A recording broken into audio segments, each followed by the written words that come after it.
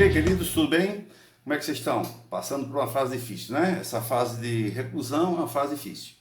Bom, atendendo a pedidos feitos pelos meus e-mails, feitos pelos comentários em minhas aulas e também feito pelo Zap, eu vou começar com vocês um curso sobre farmácia. Nós vamos começar falando sobre a farmacologia geral, depois vamos falar de analgésicos, depois vamos falar de anti-inflamatórios. É um curso introdutório para que vocês tenham uma boa ideia do que seja o estudo da farmácia. É muito bonito e vale a pena, mesmo quem não faz farmácia, acompanhar, tá? Bem, pessoal, veja bem, nós sabemos que a função dos seres vivos, ela pode ser afetada por medicamentos, por remédios. Bom, pessoal, e isso tudo foi descoberto quando, na Idade Média, depois da Idade Média um pouco, o pessoal começou a fazer mistura de elementos, na época dos alquimistas. Olha, só para você ter uma ideia, se misturava elementos com vermes, com esterco, com urina, com areia, com águas milagrosas de rios sagrados. Isso você sabe, é história. Quem não lembra do hábito de beber urina? Chegou até a ser moda. É isso mesmo, beber da própria urina para poder você se livrar das toxinas. Quantos feridos você não queimou com pólvora? Se você pegar principalmente a história da Guerra da Secessão nos Estados Unidos, o cara chegava com ferimentos e você não tinha medicação, o que é que você fazia? Simplesmente botava a pólvora em cima e botava fogo. Era uma das formas de você estancar. O uso de sanguessugas, pessoal, por incrível que pareça, que era usado nas sangrias, né, para todo tipo de dor, ainda hoje é usado para limpar feridas e melhorar a circulação. Então, só para você ter ideia de como as coisas aconteceram, tá? Aí você me pergunta, mas e por que isso ocorria? Olha, veja bem, isso aí ocorria porque a gente tinha um conhecimento, digamos assim, precário e anormal do corpo humano. Nós não dominávamos muito, porque não tínhamos um conhecimento interno do efeito de um tratamento. Nós não tínhamos. Se lembre que nós não podíamos abrir cadáver, não podíamos não. Roubávamos cadáveres, isso é famoso, roubávamos cadáveres para poder abrir, fazer a dissecação e ver o que aconteceu com o órgão depois de tomar a medicação, tá? Vocês devem saber que crenças e morte eram tratadas como doutrinas autoritárias e não científicas. Então isso também contribuiu para o pouco conhecimento. Em muitas regiões, só para você ter ideia, queimavam-se cadáveres porque eles tinham pecados. E isso mesmo. Então, portanto, eles não eram dignos de enterro. Tudo bem? Ingleses antigos, eles cortavam os corpos e queimavam. Sabe para quê? Com medo de zumbi. Vai fazer o quê? Isso mesmo, com medo de zumbi. Mas é assim mesmo. Graças a Deus, a ciência evolui. Com o avanço da química e o avanço da fisiologia, lá pelo século XVIII e o século XX, aproximadamente, né? Só você ter uma ideia, a fisiologia tem basicamente 100 anos e a bioquímica, essa sim, é bem novinha, ela tem aproximadamente 50 anos. Então, com a compreensão do mecanismo de atuação das drogas nos tecidos e nos órgãos, com a ação dos fármacos que nos possibilitam prever quais os efeitos farmacológicos que uma nova substância pode produzir no organismo, com as guerras, infelizmente com as guerras. Durante a Primeira Guerra Mundial, durante a Segunda Guerra Mundial, Guerra da Coreia, Guerra do Vietnã, pessoal, foi quando mais a medicina evoluiu, infelizmente. Vem desde a era napoleônica isso. Isso é história, não sou eu quem estou dizendo, é história. Pegue livros médicos que falam sobre a evolução da medicina nessas eras, que vocês vão confirmar o que eu estou dizendo. Mas continuando, vai chegar um cidadão chamado Rudolf Ludwig. Ele ficou conhecido como o pai da patologia. Por quê? Porque ele criou a teoria celular, o conceito de teoria celular. O que seria a teoria celular? A teoria celular diz o seguinte, pessoal, que todas as formas de lesão orgânica, ou seja, todas as formas de lesão no organismo, começam com alterações nas moléculas. É ele quem padroniza as técnicas de necropsia usadas até hoje. Aí você me pergunta, qual o significado de necropsia? Olha, necro significa o seguinte, morto, morte, cadáver, tá certo?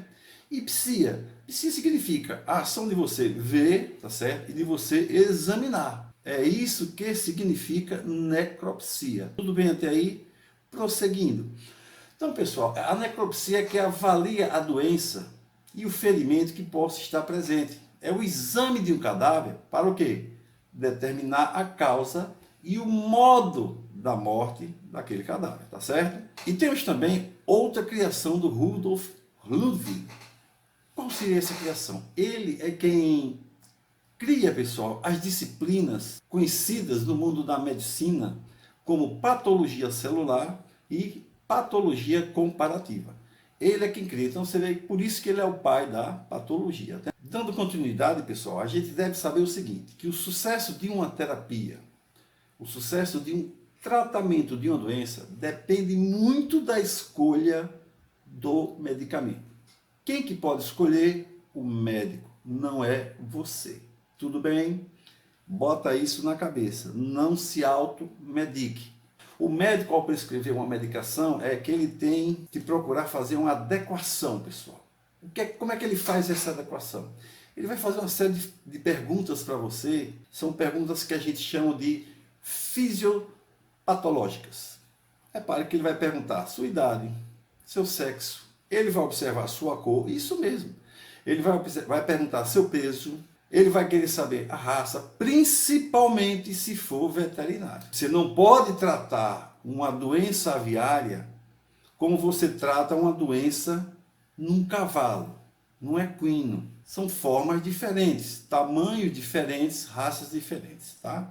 Aí você pode perguntar, mas vem cá, e por quê?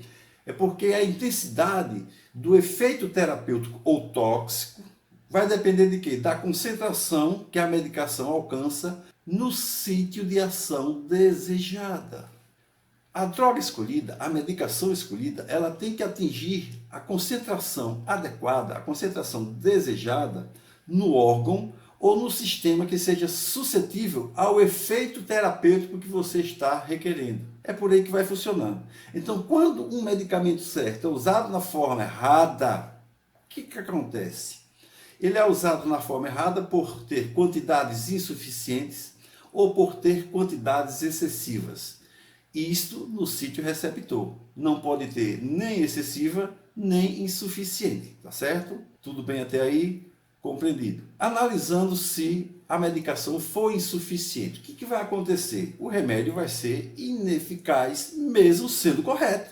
Isso é até lógico demais, né? Isso pode causar o quê? O descarte de forma errônea. Daí você saber dar informações precisas a seu médico, tá? Aí vamos agora para o outro lado. E se for em excesso? O que é que vai acontecer? Olha, se for em excesso, pode acontecer três coisas. Primeiro, você pode se intoxicar. Óbvio, né? Segundo, você pode descartar de novo o remédio. E terceiro, o que é que vai acontecer? Insucesso terapêutico. Então, por isso você tem que obedecer à posologia que o médico lhe prescreve. Qualquer alteração, você passa para o médico, porque ele é quem pode mexer na posologia. Ficou claro até aí? Bem, para fecharmos esse primeiro ciclo, vamos conhecer alguns conceitos básicos da farmacologia. Conceitos como droga, fármaco, forma farmacêutica, remédio e medicamento. Seguinte, bom, o que seria, pessoal, a droga para vocês? Olha, a droga é qualquer substância menos alimento. Alimento está fora, tá certo? Que é capaz de produzir efeitos farmacêuticos e provocar alterações no seu sistema biológico. E o que é fármaco? É o sinônimo de droga. Muita gente pensa que são coisas diferentes, mas não, é apenas sinônimo, tá? Forma farmacêutica. A forma farmacêutica nada mais é do que a apresentação do medicamento. O medicamento pode vir em forma de comprimido, pode vir em forma de drágia, pode vir em forma de pílula, pode vir em forma de xarope, pode vir em forma de gel. Álcool em gel. Não existe álcool gel. Gel é a forma de apresentação do álcool, porque nós estamos acostumados na forma dele em solução. Álcool mais água. Tanto é que você trabalha na higienização com álcool 70%. 70% de álcool, 30% de água. Aquilo ali é uma solução, tá? Prosseguindo. O que é um remédio? Remédio, pessoal, é uma palavra usada como sinônimo de medicamento, de uma especialidade farmacêutica. Remédio refere-se a qualquer procedimento que possa ser usado no tratamento de patologias. Dúvida até aí? Então, prosseguindo. E o que é um medicamento? Já o medicamento é uma droga, tudo bem? Ou uma preparação com drogas, como a que você usa em farmácias de manipulação. E aí fica bem mais fácil você entender, tá? Que é para ser usada em terapias. O outro conceito básico seria o conceito de nome químico. O que seria o nome químico? O nome químico nada mais é do que aquilo que diz respeito à constituição da droga. Né? Você compra um remédio e está lá o nome da droga, a constituição da droga. Tal remédio é constituído por paracetamol tantos miligramas. Você pode também pegar soluções que tenham dipirona sódica monoidratada. Você pode também pegar remédios que tenham o paracetamol. E o que é a farmacopeia? A farmacopeia nada mais é do que um livro, né? Um livro que oficializa as drogas. Mais nada. Oficializa os medicamentos de uso corrente e consagrado como eficazes, como válidos, tá certo? Como já testados. Aí agora vamos para um novo conceito, que seria o conceito da dose. O que seria a dose? É a quantidade a ser administrada de uma vez a fim de produzir efeitos terapêuticos. Existe ainda a dose letal, que é a que leva o organismo à falência, no caso, à morte, né, generalizada. Então, por isso, o perigo da automedicação. Existe a dose máxima, que o médico é quem pode passar, né? O que seria a dose máxima? É a maior quantidade que você pode usar de uma droga capaz de produzir o efeito terapêutico desejado. Existe também a dose mínima, prescrita também pelo médico, que é também capaz de produzir os efeitos terapêuticos desejados, só que na menor quantidade possível. Existe a dose tóxica.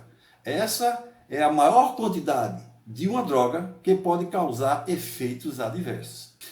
Bom, continuando, pessoal, nós temos a posologia. O que seria a posologia? É o estudo das doses, certo? O quanto você precisa da dose para resultar na terapia adequada, na terapia que vai resultar na cura do seu problema.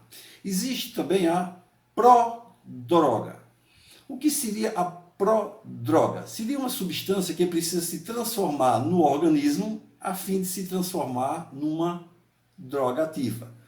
Eu penso aqui comigo e me lembro da fosfoetanolamina. Lembram dela?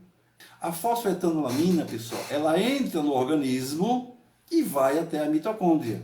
Quando chega na mitocôndria é que ela forma um substrato, aí sim.